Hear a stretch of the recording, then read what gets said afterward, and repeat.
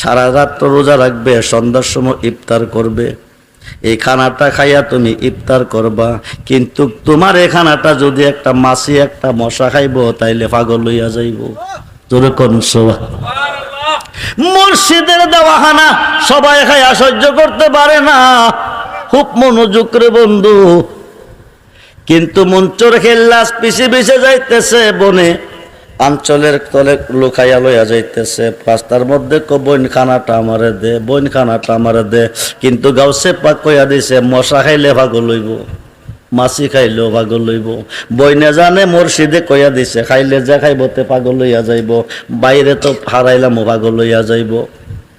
এইবার লইয়া গেছে ঘরের মধ্যে, আলমারির মধ্যে থইয়া রায়না গোসল করতে গেছে, আয়া ইফতার করা বহাইব। এর ভিতরে দিয়ে আলমারি ভাঙ্গা মঞ্চর খিল্লা যে খানা রাখাইয়া লইছে, হায়া সাইরা ক আন্নি আনাল হক, আন্নি আনাল হক। জোরে কোন সুবহানাল্লাহ। আন্নি আনাল হক, আন্নি আনাল হক। রায়না কো বইয়ে তো বায়ে তো খানা খাইয়া পাগল হইয়া গেছে।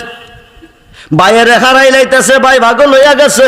বাইরে আঞ্জা দিয়া দইরা বইনে কান্দে, শরীয়তের মোল্লারা ফেস লাগাইছে বইনের জন্য ভাই পাগল হইয়া গেছে, ভাইয়ের জন্য বইন পাগল হইয়া গেছে। আসলে তো পাগল না বন্ধুরে। আল্লাহর পক্ষে যদি যাইতে চাও, আল্লাহওয়ালা হইতে চাও, অমর হয়ে কবরে যেতে চাও, তাইলে আল্লাহর সাথে প্রেম করো। প্রেম করিলে কলঙ্কের মালাই আসবে গলাই। খুব মনোযোগ। মঞ্চর খিল্লাস আন্নি আনাল হক দাবি করছে, ওমর কাজীর কাছে বিচার করছে। কাজী ডাকাইয়া বাড়িত নিছে, নিয়ে আসায় জিয়ারে কইতেছে মা একজন অতিথি মেহমান আইছে, ওনার একটু খাবার দাও। মেয়েটা ডাকাই নিছে, নিয়ে আসো খাবার খাইবা, খাবার দাও।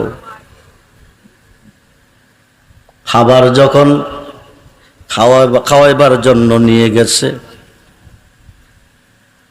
খাওয়াইবার জন্য নিয়ে গেছে, মনসুর খিল্লাস বলতেছে তুমি খানা দিলে আমি খাবো, তুমি খানা দিলে আমি খাবো। মেয়েটা কইতেছে আমার আব্বু কইছে তোমারে খানা খাওয়াইতে, তুমি আসো তোমারে খানা দেব। মনসুর খিল্লাস বলতেছে এই খানা আমি খাইতাম না, তুমি দিলে আমি খানা খাবো। তুমি দিলে খানা খাবো, আমি তো দেব, ওই খানা আমি খাইতাম না। কি খানা খাবে? তোমার বুকের এক টান দুধ আমার খাওয়াই